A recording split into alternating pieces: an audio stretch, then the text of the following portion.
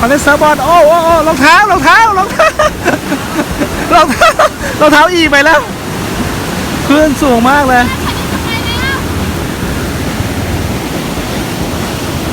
กระแป้งมาไกลๆหน่อยคลื่นมาแรงนู่นดู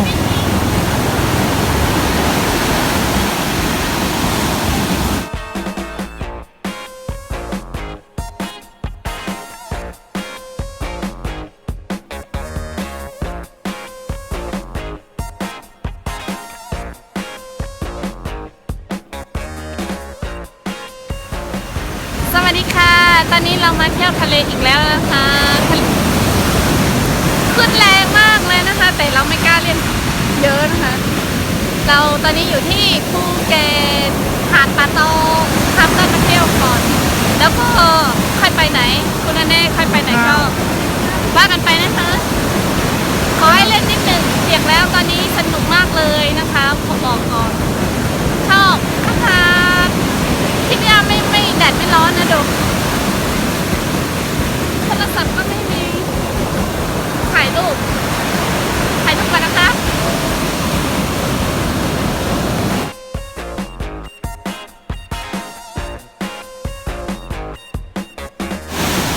ฟางหอมสนุกใหญ่เลยนะจ๊ะดูไม่กลัวน้ำทะเลเลย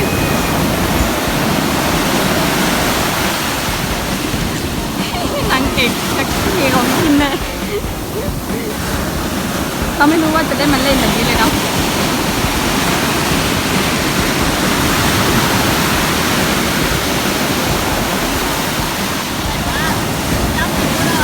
ไอ้ป๊อปป้อง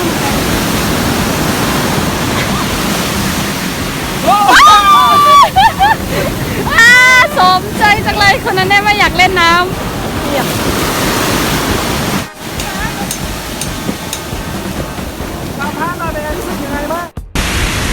เซลฟี่กันสวยจังเลยใครจะว่ายน้ำบ้าง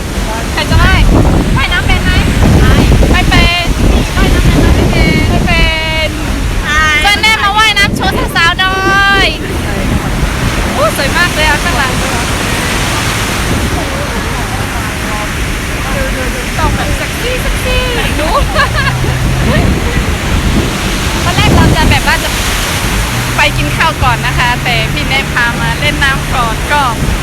สนุกไปเลยนะคะตอนเช้าสดใสไปก่อน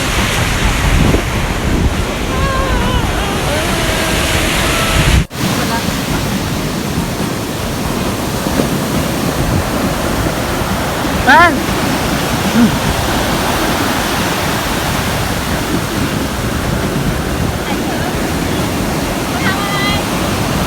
ทำอะไรดูลูกโป่งนู่น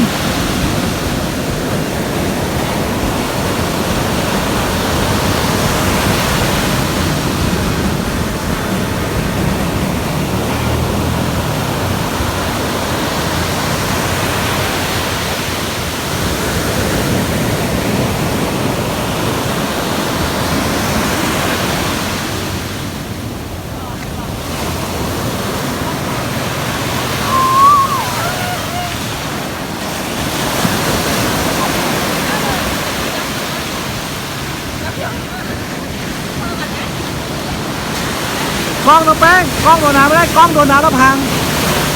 กล้องโดนน้ำทะเลไม่ได้พังแล้วไม่เอาตัวลงไง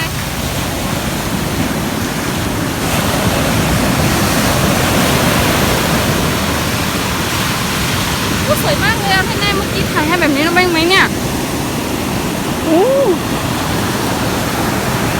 เอาเก็บไว้ก่อน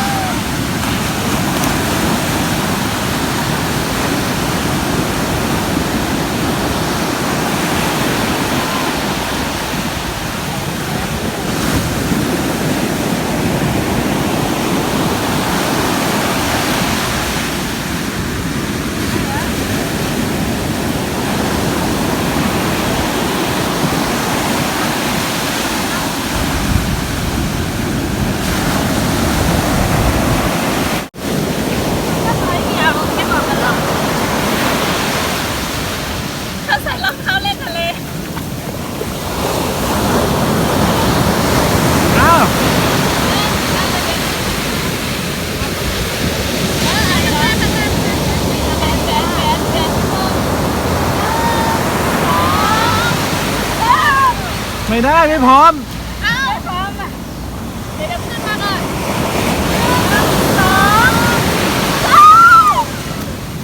2 ได้ไหมอีกไหม อีกรอบหนึ่งเดี๋ยวนี่ก่อนอ้าวโอเค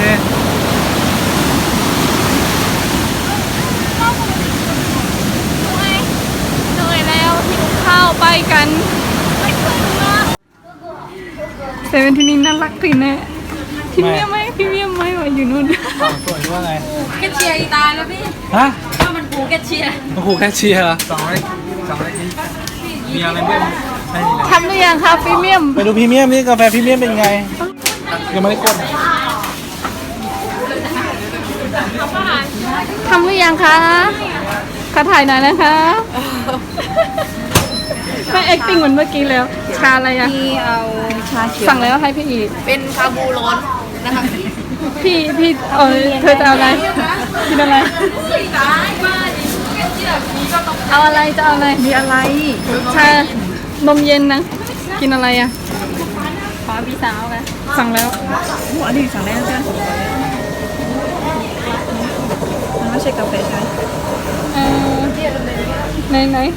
อเมริกาโน่ป่ะอเมริ พรี กา เมี โน่ ยมนี่คือกาแฟล้วนหรือว่ายังไงมันไม่ใส่น้ำตาลไม่ใส่ ไม่ได้ ค ถื รี อ ม นะ ยังไงเขินกล้องเลยเด้อ ไม่เขินคุยอยู่อะไรนะ พรีเมียมนี่เป็นยังไงอธิบายพรีเมียมให้หน่อย เป็นกาแฟบราซิล100%ค่ะเนี่ยมันจะผสมมา ไม่มีชานะมันทำอะไรอ่ะ มัน100%ไม่ผสม กี่บาทเนี่ยไม่รู้สั่งไปแล้วเนี่ยแก้วเนี้ยพี่เอาก่อน แก้ว10 บาท จ่ายไปแล้วเอาอีกไปเลย อันนี้ของดีเหรอคะอะไรคะ อันนี้คืออะไรอ่ะ อันนี้กาแฟนะ สาวๆนี่พูดเพราะเลยนะ เอาอันนี้ใช่ไหม เคยเห็นพี่แต่เมื่อกี้ไม่ใช่แบบนี้ ใช่สาวนี่พูดเพราะเลย อันนี้ไม่มีชาไต้หวันค่ะแต่ถ้าเป็นใส่ชานมก็ได้ค่ะใส่เพิ่มก็ได้ขอเล่าเป็นชาไต้หวัน เนี่ยสาวเนี่ยไม่มีแฟนนะบอกก่อนนะเนี่ย มีแบบนี้ที่ปกติลูกค้าไม่ใช่ไม่คือผมกลัว เราไปถ่ายรูปกับเขาได้ไหมเนี่ย ได้พี่ มา3 คน ไป เราจะเป็นหรือว่าจะมา ไปชงกาแฟเลยไหม ถ่ายนี้หรอ3 คน สาวเขาชอบแบบนี้แหละ1 2 3โอเคครับ ขอบคุณค่ะเอาแล้วไงสั่งอันเย็นไงชานมเย็นไงชานมเย็นนะ อาจารย์นำเงินเก้เดี๋ยวไปจ่ายตังค์ ปกติไหม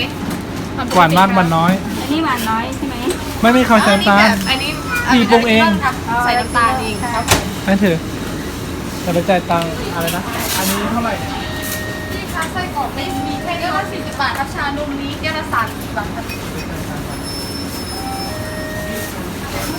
มาจากไหนเนี่ยมาจากไหนวะ ข้ามภาคเหนือมา ภาคเหนือมาจากภาคเหนือ ชายแดนภาคเหนือ ก็มาจากต่างประเทศเหรอ ก็เป็นต่างประเทศแหละ ดูออกไหม อ๋อ โอ้ อ๋อดูไม่ ข้าม ออก ประเทศจากภาคเหนือมาภาคเหนือ นู่นอะลงมาจากดอย พูดอะไรลงมาจากดอยจากเขา ตอนนี้เราอยู่ใต้เราลงมาจากเขาความจริง นี่ก็เหมือนกันครับผมครับเหมือนกัน เอาของพี่เองพี่เอาวางไว้ก่อนเดี๋ยวพี่ปรุง น้ำตาลอะไรเอาไปได้เลยมีถุงคู่ด้วยใส่ไหมถุงใส่ค่ะ โดนปิด สะดวกกว่าอันนี้อะไรคะเป็น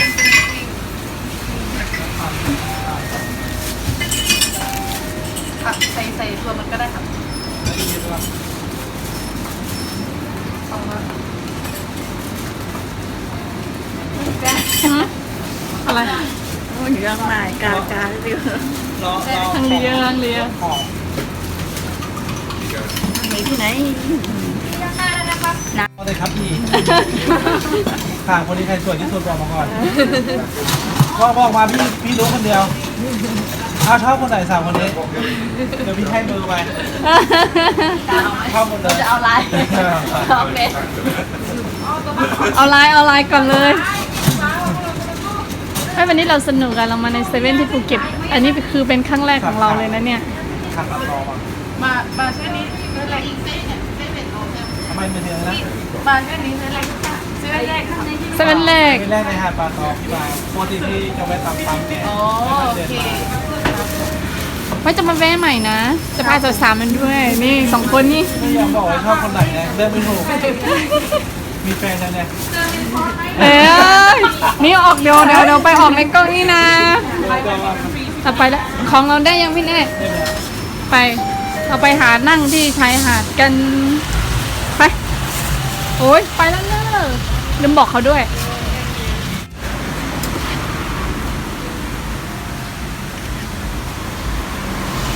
โอเคค่ะ ขอบคุณมากพี่ขอบคุณมากวันนี้มีโปรแกรมไปไหน หาดปลาตองแล้วก็ออกนะครับ อ้าวแล้วไม่มีโปรแกรมถ่ายอะไรอาหารอาเหิน ก็ เราไวไปยังเราไว ยังครับแต่ก็ สวยมากเลยเราจะไปเล่นต่อนะคะพี่นนท์คุณอาเน่เจอ FC ครับไปก่อนนะคะว้าวที่อ่ะดูคุณอาเน่ฉันจะนั่งอันเนี้ยเฮีย2,000 บาทนะจ๊ะ ส่งครับ อุ้ยจะเท่มากเลยอ่ะดู พี่จะขึ้นแบบเนี้ย น้องเป้งจะขึ้นพี่เน่นั่งบานาน่าจบ เขามีคนต่อแล้วเราก็ดู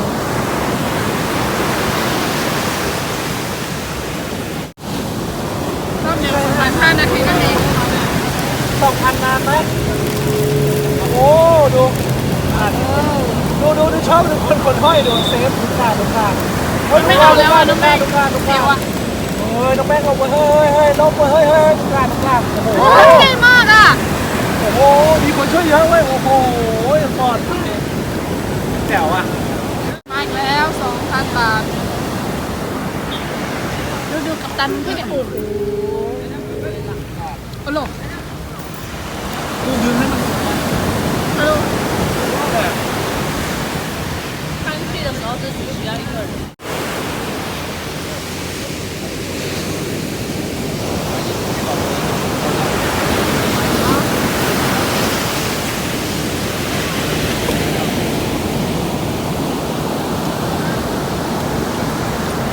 ขึ้นอีกยาวเลยอ่ะ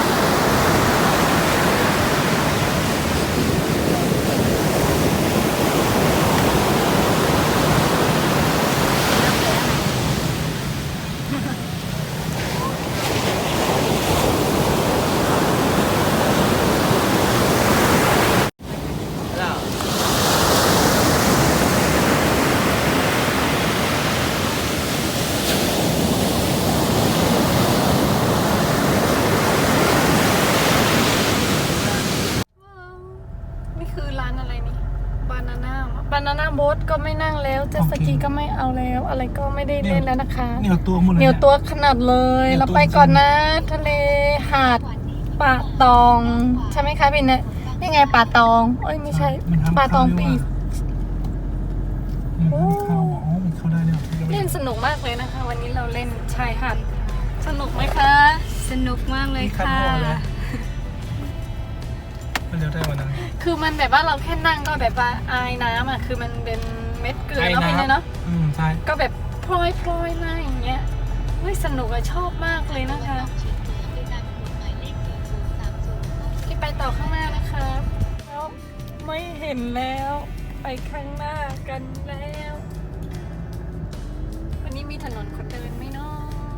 ที่ไหนเนี่ยเราจะไปเจอที่ไหนไม่รู้นะคะนี่ทุเรนใครจะเล่นกีตาร์คะดูอุ้ยใหญ่พี่เห็นไหมข้างหน้าโอ้ใหญ่สูงกว่าบ้านอีกต่างหากว่า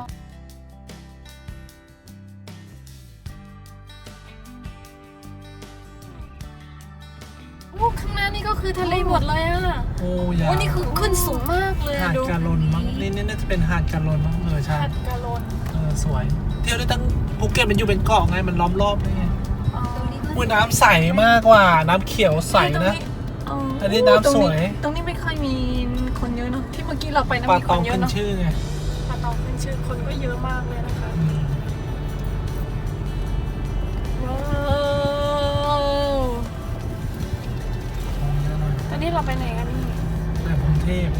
แหลมพรหมเทพ แหล่งพรหมเทพ แหลมพรหมเทพ เอาแหลมพรหมเท แล้ว พ ก็จากนั้นพี่จะพาไปหาญาติ คนอีคุณอีน้องอีจะไปหาไม่บอกเป็นใครแต่ไปดูคลิปพี่ก็แล้วกันนะ โอเคได้ครับ มีเซอร์ไพรส์ พรา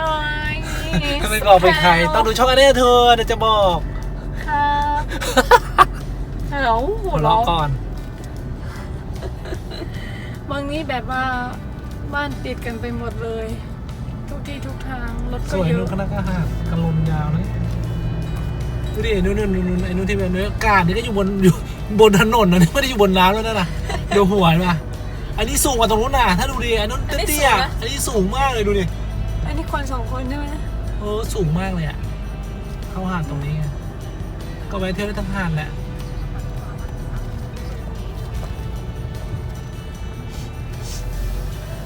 นี่ไงแหลมพรหมเทพ13 กิโลเมตร อยากลงมันไหมสาว จะลงกันอีกรอบก็เหมือนกันอยู่เนาะ ๆน้ำมันใสคนละแบบแล้วแต่ไปก่อนก็ได้ เปียกมันก็ต้องเปียกอยู่ดี เดี๋ยวซ้ายแล้วขวาเลยผมเทลงแม่ง เลี้ยวซ้าย ซ้ายนี่หรือตรง ซ้ายนี่ป่ะ ดูให้ดี ผิดแล้ว สีฟ้าเลยอ่ะใสมากสวยอ่ะ รอหาดยาวเนาะเนี่ยแม่น้ำล้อมทะเลล้อมรอบ คือเที่ยวได้ทั้งหมดนะอยู่ภูเก็ตก็อยู่หาดไหนก็เที่ยวได้ ถ้าบ้านใครอยู่ที่ภูเก็ตนี่ไม่จำเป็นต้องเสียตังค์มาไกลๆแล้วอะเนาะเราไปหาบ้านพี่เคนกันดีกว่าอันใหญ่ที่สุดคือบ้านพี่เคน มันมีเคน ในภูเก็ต มันมีเคนไปยากมีเป็นวัง แล้วก็มี เป็นกลางน้ำไหมอะ มีผู้คนรักษาความปลอดภัยต้อง10 กว่าคนกว่าจะเข้าไปถึงเห็นหน้าเราก็ชอบปีเขาก็สั่งคนไล่ออกกลับบ้านแล้ว พวกเธอเป็นใครมาจากไหนอันใหญ่ที่สุดคือบ้านพี่ป๋าเคนเราอยู่แถวนี้เลยนะคะ ปากเคนให้เดี๋ยวพี่ชี้บ้านปากเคนให้ใหญ่มาก ใช่นะ ไม่รู้เรามั่วไป ป๋าเคนเราอยู่ภาคเหนือไปเที่ยวเชียงตุงกลับมาภาคเหนืออยู่เนาะเรามาภาคใต้แล้วไกลมากอะเป็น1,000 2,000 3,000 กิโลเนาะ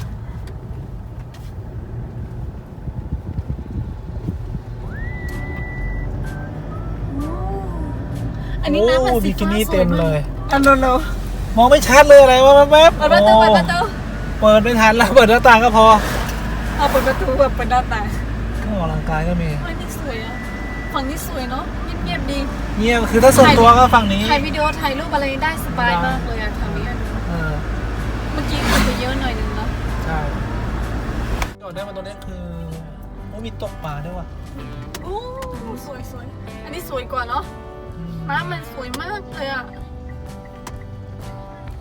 ตรงนี้มีที่จอด จะลงไปแฮมกะ มีตกปลาด้วยว่ะ ไป ดูเลยนะ ไปค่ะตรงนี้สวยมากเลยนะคะดูน้ำสวยมากเลยอะแต่ร้อนมากเลยอะ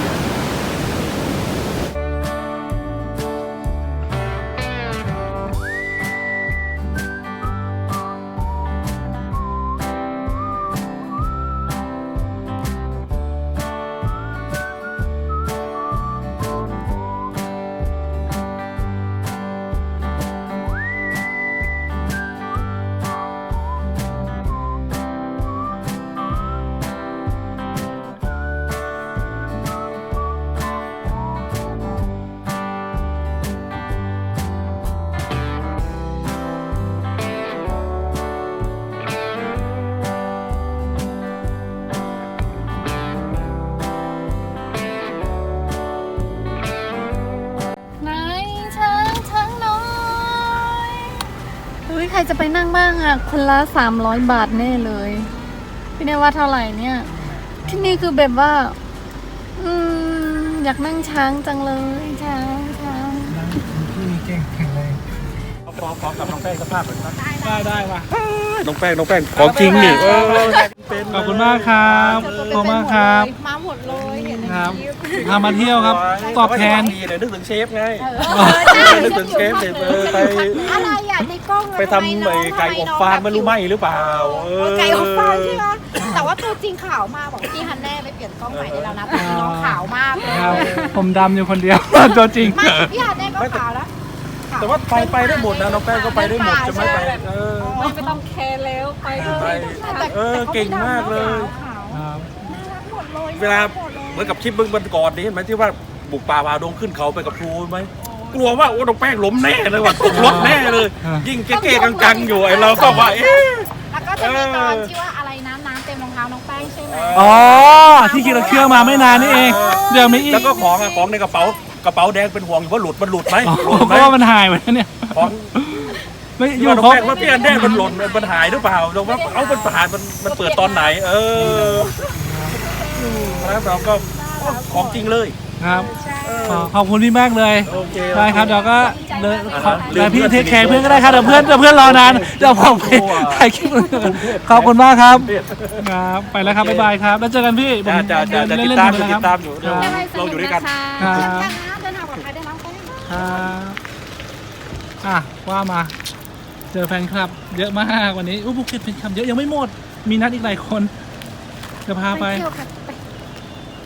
ทะเลสวยไปรอบๆภูเก็ตไปหมดเลยอ่ะ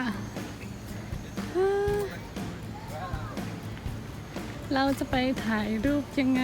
กันให้สวยๆน้ำทะเลกับท้องฟ้าแบบว่าตัดกันสวยมากเลยโอ้ลมเย็นถ่ายรูปกันสวยๆมากเลยอ่ะเดี๋ยวมาให้พี่กลับก่อนนี่ดำปิตีแล้วเรากลับไปนี่ดูสีเปลี่ยนแน่เลยคนนั้นแน่เป็นช่างภาพไปแล้วนะคะตอนนี้สวยงามตามท้องทุ่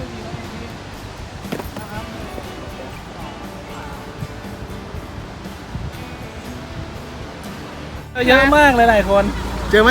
เยอะเลยพี่อยู่เมืองศาสตร์เรายังไม่ไปเนาะไว้เราค่อยไปถ่ายรูปตรงนู้นดีกว่าที่ล่มๆใช่ไหมคะร่มมันจะดีกว่ารู้สึกว่าทำเป็นรุ่นจังเลยนะขนาดนั้นเราทำสวยตรงเนี้ย1 2 3 1 2 3 1 2 3 1 2 3เยอะมากเลยครับขอบคุณครับตั้งโดยน้องแป้งสวยจังเลยนะตรงผมว่าผมเป็นคนใต้ไปแล้วอ่ะสวยจังเลยนะผมเป็นคนเหนือคนเชียงรายก็ที่ไปตกปลาอะไรพวกนี้ผมก็ดูอยู่แฟนพันธุ์แท้เลยนะคะอันนี้เพื่อนน้องแป้งไปดูเสื้อผ้าข้างหน้าแล้วนะคะอยากได้เสื้อผ้าสวยๆบางๆเที่ยวทะเลนะคะเดี๋ยววันนี้ดีใจมากที่เดี๋ยวไปหาเพื่อนนะคะคุณน้องแม่ไปเจอ FC มานะคะสาวๆเราก็ดูเสื้อผ้าอยู่นะคะข้างในที่นี่ก็มีสวยๆเยอะๆแยะๆเขาบอกว่าถ้าเรายังไม่กลับเขาก็ยินดีอยู่แต่ว่าเขาน่าจะกลับแล้วพอดีเจอกันขับรถตู้ที่ภูเก็ตติดต่อได้เลยไม่รู้ว่าชื่ออะไรบริษัทอะไรทุกอย่างน่ารักอยู่แต่เดี๋ยวตกมือกันหน่อยไปแล้วใช่น่าจะไม่ทันแล้วนะครับก็ขอบคุณทุกคนที่เข้ามาทักทายไม่ว่าจะเป็นใครก็แล้วแต่ที่ภูเก็ตน้องไม่รู้สึกยังไม่จบมีอีกพี่มีคิวนัดเลยเดี๋ยวต้องเขียนบัตรคิวหน่อยนะครับเจอกันนั่งก็พอตัวไหนก็ได้พี่จะใส่ไม่ให้หรอพี่ไปซื้อแบบนี้เดี๋ยวพี่ไปบายบายก่อนนะแล้วขอไปบายบายเขาจักหน่อยแน่นะครับเพราะว่าเดี๋ยวเราจะไม่ได้เจอกันแล้วนะเพราะว่าเขาจะไปแล้ว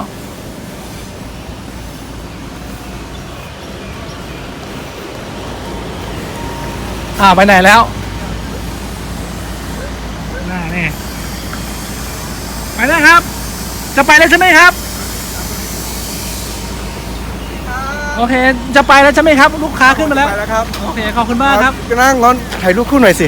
ได้ครับเดี๋ยวจะถ่ายรูปคู่ครับทุกคนวันนี้โชคดีมากครับวันนี้เจอพี่อันเน่ออนทัวร์รู้สึกดีใจมากครับก็อยากจะฝากบอกเพื่อนๆทุกคนว่าช่วยกดไลค์กดแชร์พี่อันเน่หน่อยนะครับเวลาดูช่อง YouTube ของพี่อันเน่นะครับน้องแป้งด้วยนะครับโอเคขอบคุณมากครับแล้วเจอกันใหม่นะครับไปขอฝากความคิดถึงแฟนคลับอีกล้านกว่าคนสาธุให้ทุกคนเข้ามาชมคลิปน้องแป้งสนุกสนานกันนะคะทริปนี้ก็ถือว่ามีความสุขมากเลยนะคะก็คือได้พาเพื่อนมาเที่ยวนะคะก็ อาจจะมีบ้างอาจจะมีอีกทริปหรือว่ายังไม่มีนั่นก็รอติดตามชมนะคะทริปยาวๆคุณอันเน่จะพาใครมาอีกนั้นรอชมนะคะ แตงโมกับ ครูแตงโมกับน้องแสงเฮิร์นเนี่ย ให้ ทุก เดิ คน นขอมาเยอะมากเลยว่าทริปนี้น่าจะมีครูแตงโมกับน้องแสงเฮิร์นคือแบบว่าเราต้องนัดไว้ก่อนว่าปีนี้ 2019 ใช่ไหมน่าจะปี 2010 ดูเวลาแบบว่าเขาว่างเดินไหนวันไหนแบบ มันอย่างนี้ ค่ะ มันมีคือทั้งสองคนต้องทำวีซ่ากับพาสปอร์ต ใช่ พาสปอร์ต ค่ะ วีซ่ามาด้วย เพราะว่าอันนี้ มัน คือ ไม่ง่าย นัดพี่คำอีไว้ตั้งแต่ไปต่อทะเบียนรถคุณอันแน่ตั้งแต่ที่ไป นานแล้วประมาณ 6 เดือนอ่ะ ประมาณ 6-7 เดื ป อน ระมาณ 6 เดือนนะคะ แล้วก็ดู น้องหอม ระยะเวลาทางระยะทางว่าว่างเดินไหนวันไหนต้องเอาให้ตรงนะคะ เพราะว่าเพื่อนน้องไม่เมืองลานี่ก็คือก็แค่ถามบอกว่าจะมาได้ไหมเพื่อนก็บอกว่ามีพาสปอร์ตแล้วถึงมาได้ต้องเตรียมความพร้อมด้วย ใช่ ถ้าเกิดไม่มีพาสปอร์ตวีซ่ามาไม่ได้ เพระว่เขก็ทำไว้อยู่แล้วนะคะ ขอบคุณสปอนเซอร์หน่อย เจ้าใหญ่ 2 เจ้าไม่เอ่ยชื่อก็ได้ มีหนึ่งท่าน ขอบคุณค่ะ ขอบคุณมากๆนะคะ แล้วก็มีพี่ ขอให้ทุกคนเฮงๆ มีพี่จาก นะคะ อเมริกาคนหนึ่งน่าจะรู้กันแล้วนะ ค่ะ แล้วเป็นหัวหน้าไปรษณีย์ที่อเมริกาไม่บอกที่ไหนนะครับ รู้กันนะครับ ขอบคุณมากเลย ฮะไปสนีย์เลยเหรอ ใช่แล้ว ว้าว ไป สุดยอดมากอะนี่แว่น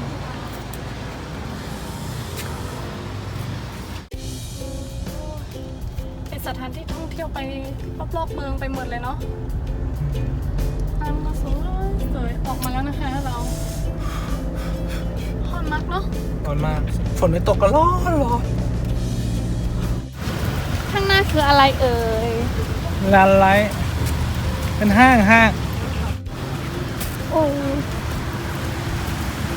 เราจะเข้าไปข้างในกันไหมไปข้างในกันไหม ไปเดินถนนภูเก็ตดีกว่า ตรงนี้ก็เหมือนกันแหละ อ้าวเหรอ ไปนู่นดีกว่า ไปที่เที่ยวดีกว่าตรงนั้นก็ช้อปปิ้งได้ ของเยอะเหมือนกัน โอเคข้างไหนอะ ตรงไปเลยที่เราไปจอดรถอ่ะ ฝนไม่ตกแล้วนะคะพาเราไปไหนคะ ไปชมความสวยงามของเมืองภูเก็ต โอ้ดีใจขนาดเลยคือแบบว่าโชคดีนั้นเนี่ยฝนก็หยุดให้เราคุณแม่ก็พาเราเดินเลาะไปทุก ไป อย่าง หาแฟนคลับที่อยู่ภูเก็ตที่แกให้กรอบรูปมา โอ้เยอะมากเลยนะเป็น10 กว่าอันเลยนะ แบ่งเป็นคนละอัน ขอบคุณมากเลยนะคะ มีหลวงพ่อแช่มด้วยครับ เป็นพระเกจิของภูเก็ตครับ อ๋อ ที่เขาให้มานะครับ ครับ ใช่แล้ว วันนี้เราจะไปเจออะไรข้างหน้ากันเนี่ย ร้านมังกร แบบเมืองท่องเที่ยวเนอะเดินได้ตลอดทุกเส้น ใช่แล้ว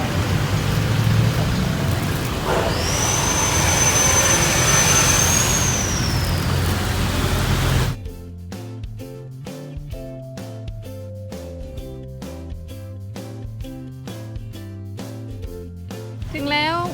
ภูเก็ต ร้าน บา มั ง ง ก ก ร ร อะไรนะ ร้านมังกร ลานคืออะไรอะลา ร้าน นกิจกรรมไงแบบเป็นบริเวณสถานที่ให้คนมาออกกำลังกาย แล้วก็มาเที่ยวชมเก็บภาพ แล้วก็ที่สำคัญจุดเนี้ยเป็นจุดไฮไลท์หนึ่งของภูเก็ตเลย อ๋อ ก็คือเป็นแลนด์มาร์คจุดหนึ่งของภูเก็ตอะนั่นหลายคนอาจจะไม่รู้ไงแต่ส่วนใหญ่แล้วนักท่องเที่ยว ไปถ่ายรูปไป จะรู้ ไปถ่ายรูป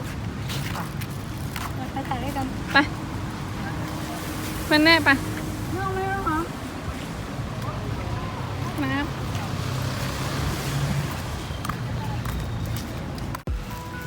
เมืองเก่า นี่คือเป็นย่านเมืองเก่าภูเก็ตครับ เราจะเดินทางไปเที่ยวชมตรงโซนเนี้ยใช่ไหมว่ายาวไปถึงนู่นเลยนะ มันจะมีหลายตอกซอกซอยเขาจะแต่ง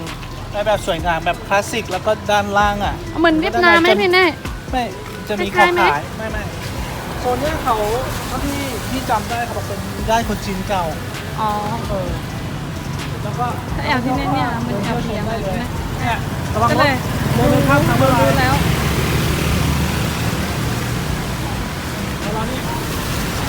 รอสัญญาณไฟก่อน ผู้ชาย รอให้ไฟแดงตรงนี้ห้ามก่อนแล้วค่อยข้าม มันจะเป็นเหมือนห้างเหมือนที่ขายของแล้วก็เป็นร้านค้าอะไรเงี้ย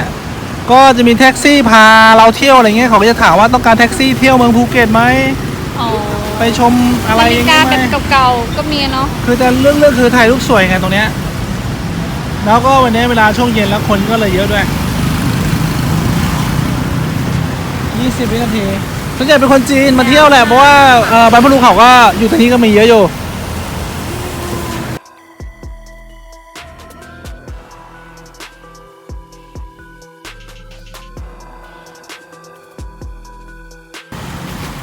วยไหมดูตึกดีไซน์แบบเก่าๆเลยดูด้านบนเลยป่ะ เอาแบบว่าต่อเติม คือปรับปรุงให้ดูดีไง ปรับปรุให้แบบทาสีให้ดูดีหน่อยนึง แต่คงความเองเป็นเอกลักษณ์อยู่แบบเดิมเสาก็ยังเก่าอยู่ทาสีให้ใหม่โอเคก็เป็นขายของนั่นแหละ แต่ว่าทำอาคารให้น่าสนใจ มีผ้า จะเลือกผ้าเหรอ จำไว้ด้วยนะ เอาดิ ผ้าเย็บผ้าอะไรอย่างเงี้ย ผ้าร้านผ้าสนใจไหมถ้ามีสนใจผ้า เข้าไปได้ถ้าสนใจพี่ไปดูเข้าไปดูพี่รอข้างนอกนะถ้าเกิดไปเลือกของพี่รอข้างนอกครับแต่พี่จะเมื่อยขา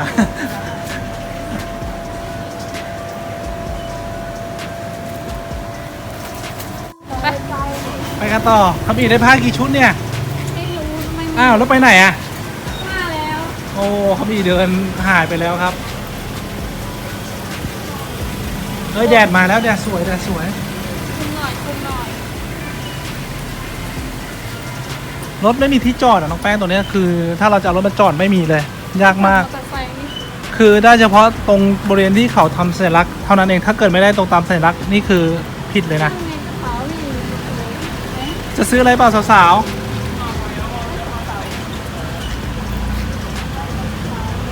เอาอะไรไหมดูได้ไม่เป็นไร เขาดูถ้วยน่ารักอ่ะของฝาก เสื้อผ้าก็มี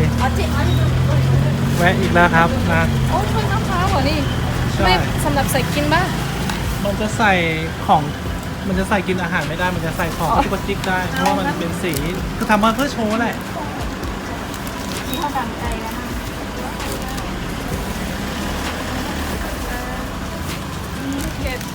เขาดังใจไหม